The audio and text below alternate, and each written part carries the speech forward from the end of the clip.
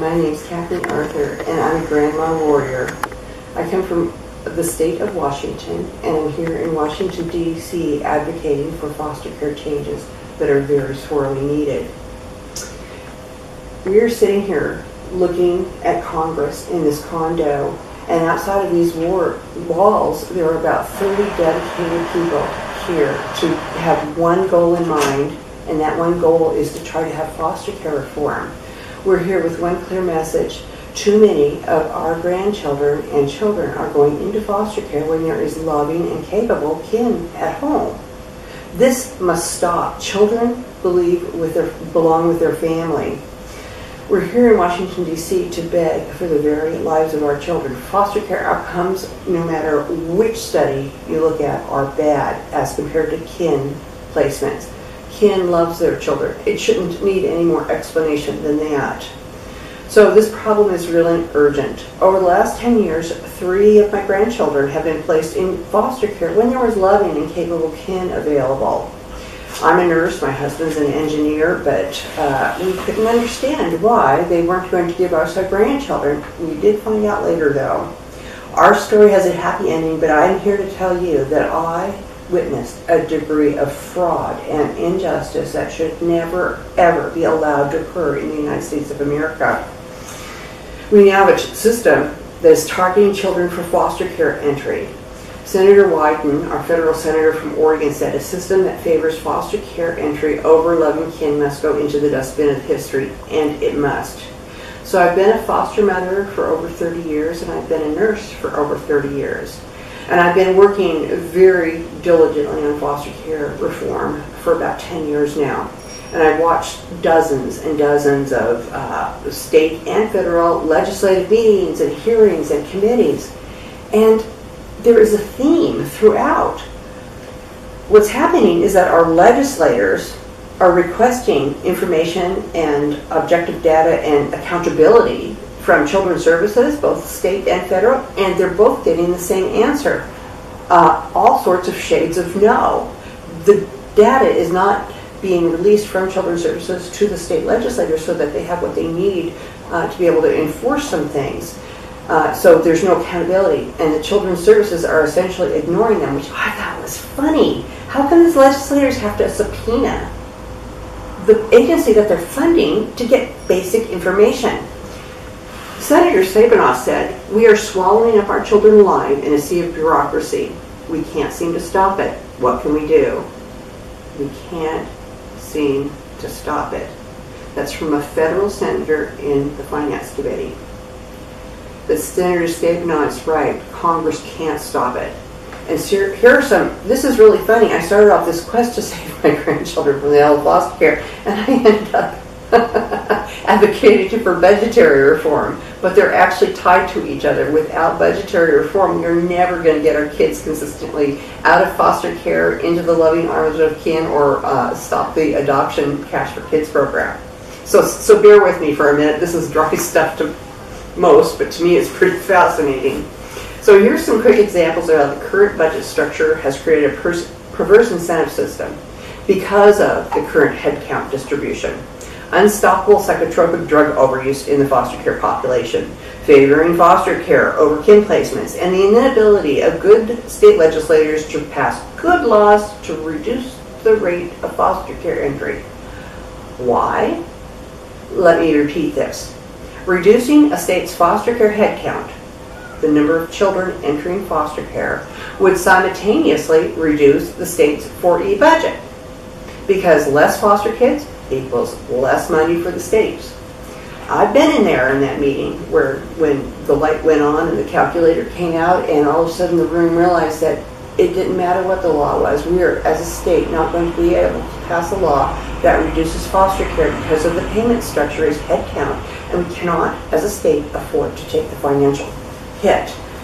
I believe that that is the very definition of a perverse incentive system. Our current antiquated federal budget process is the result of a 1974 Budget Act written 42 years ago.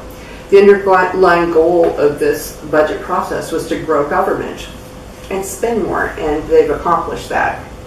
So this is really complicated stuff, and I don't have time to go into all of the details, but there's an excellent detailed synopsis by C-SPAN on April 18th this year, 2016. And it talks about exactly how the current federal budget has gotten to the point where now Congress no longer has its greatest superpower, which is the power of the purse. So, look that up.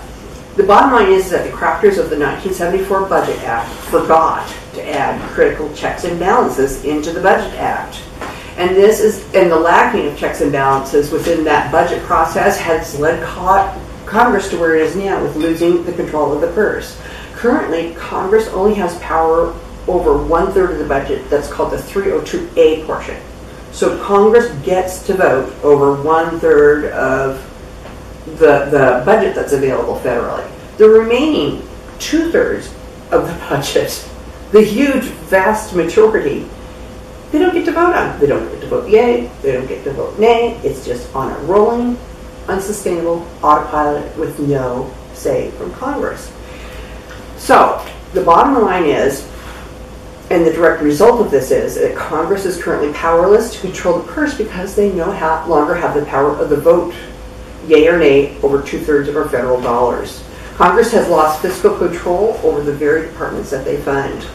When you throw children into a pot, a soup pot, that has no accountability, transparency, or oversight, a sour smell begins to emerge, and we have a sour smell emerging all over America right now. This is Congress's most urgent task, to get back the power of the purse so that Congress can take our children's services to task for irresponsible actions. Our federal government is teetering dangerously out of balance, and it's urgent that Congress regain control of the purse. This is my favorite quote. Government is not reason. It is not eloquence. It is force like fire. It is a dangerous servant and a fearful master. And never for a moment should it be left to irresponsible action. And Congress is leaving our country to irresponsible action of the children's services and other departments because it no longer has the power of the purse. Period. This statement is as true today as it was when George Washington uttered it over 200 years ago. And now our dangerous servant has become our fearful master. So there's only one way to solve this problem. Congress must craft a new budget to replace the 1974 Budget Act. The new budget process must include clear constitutional direction for every dollar spent. 2, absolute transparency in the process. 3, clear goals with time frame. And most importantly, this is critical, guys, exit strategies for programs that don't work. If they don't meet the defined goal, their object, we should have a process for eliminating programs that don't work and be able to creatively adapt programs that do work.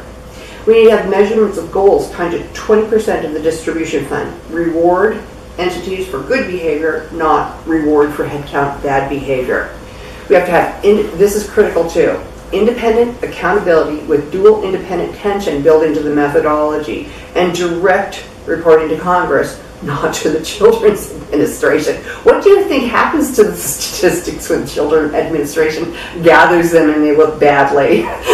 They're not reported faithfully. You may lie with statistics or just not provide the data as their time and true method. And this is really one of the most critical ones that is not currently in the Families First Act that is going before Congress soon. We have to stop the adoptive incentive program, period. This is extremely important. What happens is that if a child is made a foster child and that foster child is then adopted to someone, the department gets a cash bonus of in between $5,000 and $10,000 for each child. Got a family of 4, those children are disabled, the department will get $40,000 bonus from 4E funding for providing a foster child to an adoptee. That's cash for kids. The Adoption Incentive Program has evolved. The Adoption Incentive Program has evolved into a perverse form of government-sponsored child trafficking. So the new budget needs to have a payment methodology that is not per capita head count for bad behavior, but population distribution plus objective measures, 80-20 plan. Theodore Roosevelt said complaining without problem solving is called whining. So I have some suggestions, 3 of them. 1, Senate, consider reconciliation, a rarely used process to address these debt and budget processes. And it has to be an emergency for reconciliation to really be used. This is an emergency. If not now, when? We need to really get this budget issue taken care of. 2, House, Federal House, declare a truce. You must declare a truce. You must work collaboratively on the formation of a new budget process. This is your highest priority because all of the new laws you guys are over there working so diligently on that are being introduced are just ink on paper without teeth. If you don't have the force of enforcement on these laws, the laws really are just ink on paper. You're just spinning your wheels until you get back the power of the purse. So that's the good news. The Congress can fix this. The bad news is, even if Congress worked with lightning speed, the wheels of Congress grind very, very slowly, and it will take from 4 to 8 years from start to finish to get a new budget methodology written and actually functioning. That's at lightning speed, and can't wait that long. We can't wait that long. Our children have a short shelf life, and 8 years is an entire childhood lost. So we need solutions that will start to work now. And I've got another one of those. There's been a handful of brave governors who have taken the bull by the horns and issued executive orders to restructure their state children's administration at the state level. Thank you, Governor Inslee, for your bravery and courage to sign the Executive Order 1603. Children's lives will be saved. Children will go to kin and not strangers. Thanks to you. This is a bold move, and it's going up the stream of a lot of corruption. And really, in an election year in particular, this was just a bold and a brave move, and I cannot emphasize how thankful I am that he stepped up to the plate. And all of the states can do this. So a gubernatorial executive order can take the federal funding that's come from the federal government, put it into a state pot of money, and then distribute the funds per capita tied to objective measures. Done. Just the funneling of those funds alone to where they're just getting paid to do their job instead of bonuses to collect children and adopt them out. If the payment structure is just per capita, which we also have a fairly stable degree of mental illness, drug addiction, and that sort of thing throughout the human population, so it should be per capita. We are always going to have some degree of need for intervention when children are in harm's way that don't have available kin to take care of them. So, funnel of money.